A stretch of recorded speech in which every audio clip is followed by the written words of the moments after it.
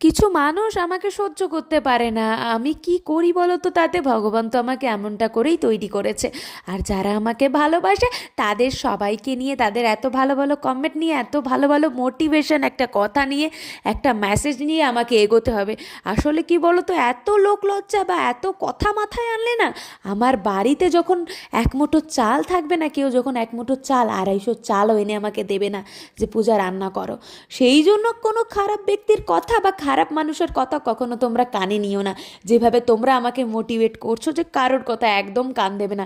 তবে কিছু কিছু ক্ষেত্রে সিচুয়েশান এমন হয়ে যায়, এতটা কঠিন পরিস্থিতির মধ্যে থেকেও কিছু মানুষ এমনভাবে ব্যঙ্গ করে, তখন আর না বলে পারা যায় না। যেহেতু ওই যে, তোমরা তো সবই জানো।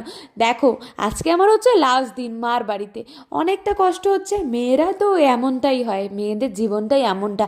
কি তোমাদেরও এরকম মন খারাপ হয় যখন মার বাড়ির থেকে চলে আসো? কি তাই তো? এই দেখো, মা মাছ